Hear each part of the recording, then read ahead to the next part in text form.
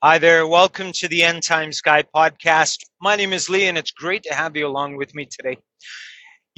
We have our hands full with quote unquote social issues, but I want you to be careful to realize that these social issues are wearing costumes, they're wearing disguises, and we can't effectively deal with these things unless we recognize the root, the heart and soul of this quote unquote social issue. If you take homosexuality as an example, homosexuality is a physical act. It's in fact not even sex, because sex can only be practiced between a man and a woman. Two males trying to get off together isn't sex. And it's what we term as homosexuality. It's a physical act between two men.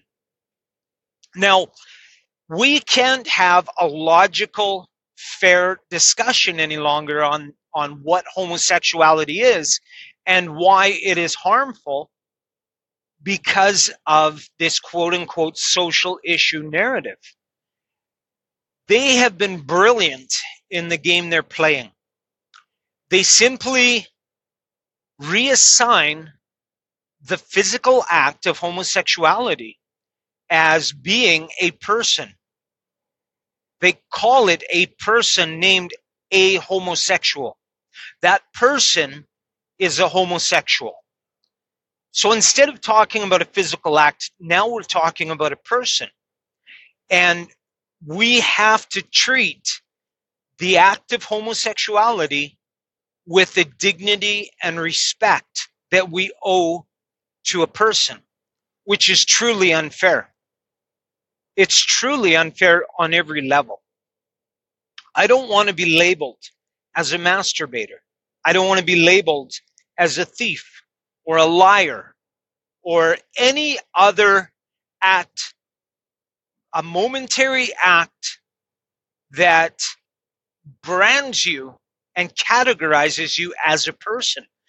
Our identities are severely complex. I'm a dad, I'm a Christian, I'm a truck driver, I'm an author, I'm a podcaster, I'm many different things. And if you want to check out my writing, my pen name is Zev Aravat on Amazon. Probably my best writing was the first book in a series I'm working on called the name of the series is His Story, and it's called Fallen. And it's the first in a series. I'm longing for the days when I can scale back on my work and amp up my writing again. Right now, I just simply don't have the time because I'm behind the wheel all the time. But yeah, my pen name is Zev Aravat. It's Hebrew for wild dog or coyote, which is essentially my place before the Lord. Not exactly a pet, not exactly the most trustworthy of all his servants, but nonetheless his. Little side note there. So the left has been extremely creative in the way it's addressing these social issues. And by branding the physical act of homosexuality as a person, they've made it off limits to argument. And they've been very successful in pushing to normalize it, even though the homosexual lifestyle, the ongoing practice of homosexuality is horrifically harmful to the men that are involved in it. And it's very normal for them to have literally thousands of partners. There's no such thing as monogamy or faithfulness. It isn't natural, and it manifests in a plethora of profoundly disgusting ways. And just dabbling in research is enough to bring bile up to the back of your throat. It involves playing with urine, playing with feces, and rodents. And I don't want to go on because I could say things that would literally make you throw up right now. And it's horrible knowledge to carry with me, but when we normalize the act of homosexuality to the young, and they aren't warned, they aren't aware that it's debauchery that leads down a very dark path, then whole armies of young people are going into the darkness without any warning whatsoever. And most Christians feel like we don't have the right to warn them because we would be branded as homophobic, we would be branded as hateful. And this is where I have to tip my hat to the left. They're extremely effective at setting up an argument so that we can't win. And abortion is another such argument. Abortion is plain and simply the act of taking a young life. That's all there is to it. That's the matter of fact issue. Abortion is ending, terminating a young person based on geography, basically. Their place inside the womb qualifies them in some people's minds as being worthy of extermination. They're still the same person when they leave the womb as they were in the womb, the same DNA, same heart, same fingers, same brain, same everything, same person, but geography somehow entitles them to rights. And this is where we get into what the left has done in the abortion debate, in the abortion narrative, I should say, because it's not a debate. They have placed a shroud of Turin over the corpse of the baby called women's rights. And they've laid this holy shroud over top of the whole issue so that you can't actually discuss abortion anymore without attacking women's rights. Now, I want to say very clearly that I'm all for women's rights. I believe adamantly that women have an equal right to play a role in politics, in every form of government, in every occupation that they are physically able to attain to. I don't believe that the firefighters' training standards should be lowered. If a woman is not physically fit to do that job, then she shouldn't do that job. If a man is physically unfit to do that job, then he shouldn't do that job. That's all there is to it. Those physical standards are put in place for the safety of the people that they're rescuing. It's not about you and your feelings. It's about the safety of the people you're hired to protect. And there are women who certainly can meet those standards. There are many very strong women. So let each person take on any role they are competent and capable of attaining. I'm not a sexist person, but when we talk about abortion, we're not talking about women's rights. That is the shroud that the left has placed over the issue so that it's off limits to us. You see how very clever they are at reformulating the argument so that the thing they're protecting, in this case the murder of children, is off limits. Now, I want to share a news article today that came out of South Korea, which is a deeply Christian nation and has made abortion illegal for 63 years and is just now going through the same changes that the Western world has gone through. The rise of the left, their manipulation in the public sphere, and their manifestation of immoral behavior in the population as a whole, which we see running rampant in Europe and to a lesser degree in North America, and is now taking effect in South America and other parts of the world. It's really disheartening to see. But a young expectant mother went into the hospital, 6 weeks pregnant, for a checkup and a vitamin booster. She checked herself in. The nurse took her information. Another woman was taken at the same time and admitted. And apparently the nurse had made a mistake gathering the information, mixed the two up, and put the woman in to the wrong room And the doctor who had been called in to perform an abortion that morning performed an abortion on the wrong woman. And the woman who had come in for an abortion received her checkup and her vitamin booster shot. Now, this woman who'd received the abortion had no idea what had happened. The nurse had given her an anesthetic and knocked her out. The doctor performed the abortion. She came to and figured that was normal, probably her first pregnancy, and off home she went. And the next day she began to bleed and went back to the hospital wondering what was wrong with the baby, and that's when she learned that her baby had been aborted.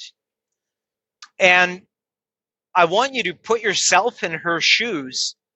Anyone who has experienced pregnancy can do that. We all have been through the life-changing news that you're pregnant. Your whole world changes when you discover that you're pregnant, that you're going to be parents. There's joy, there's excitement, there's anticipation, there's telling your friends and neighbors and family and loved ones. There's excitement all around. There's the whole 9 months are thrilling. The 9th month is abominably slow. That little one inside is affecting the family profoundly, even before their birth. And when this woman realized that all her excitement, all her joy, all her anticipation, that little life that was a part of her and a part of her husband is gone forever. I imagine that woman is going through tremendous grief right now and will continue to do so. She will be distraught. She will be tormented. She will be angry. She will blame herself. She will blame the doctor and the nurse. And this is all natural, normal behavior because she has lost a life. A precious life has been lost to her.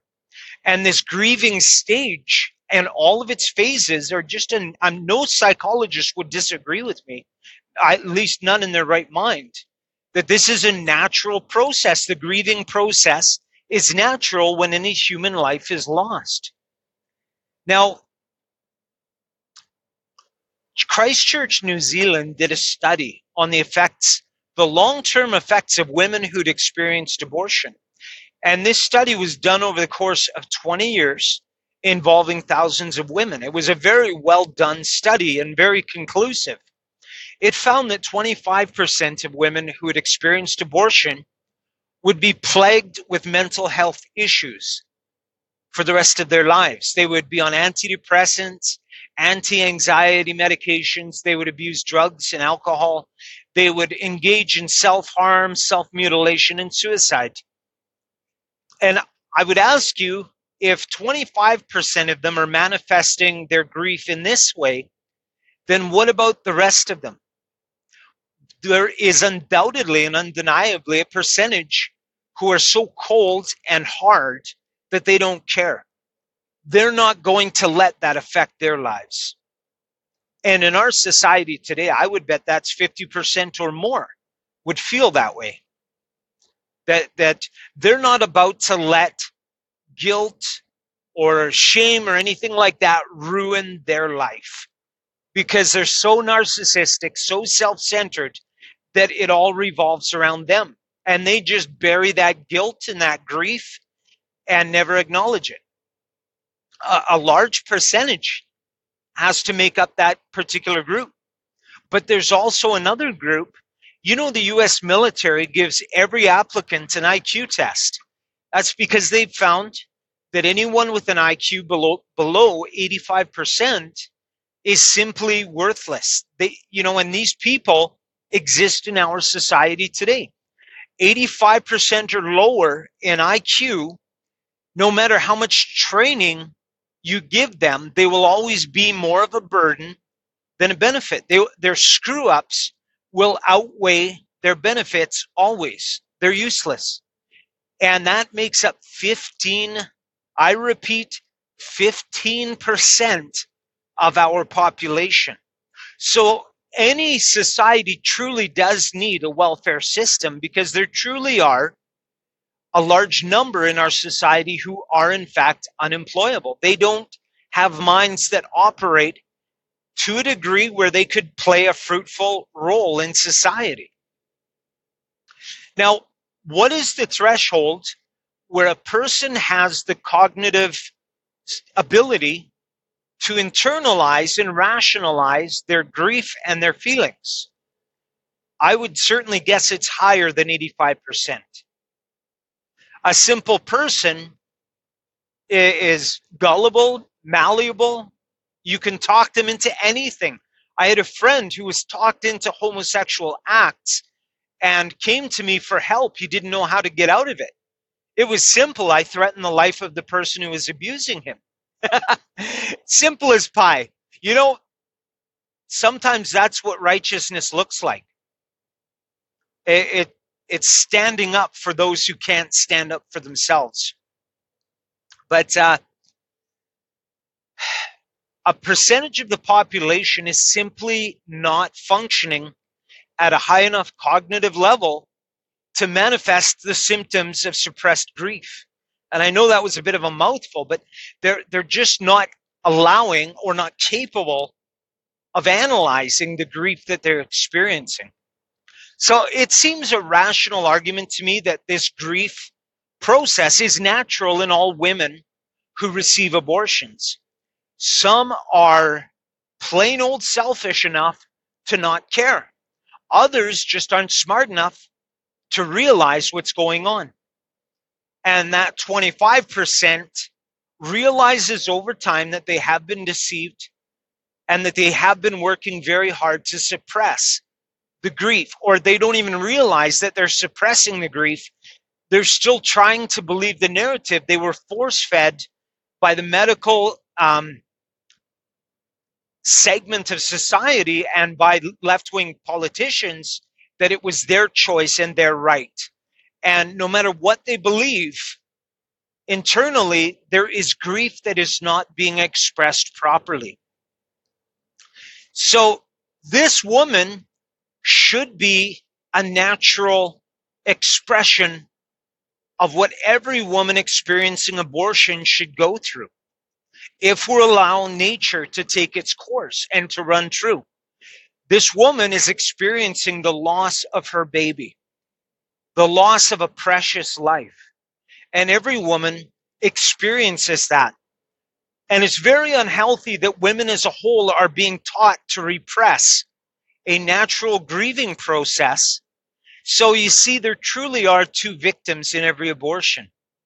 And because of bad politics and, cloaked discussions, we have many, many women today, and girls, frankly, girls in school, who will be suffering a lifetime for a choice they may not have even made.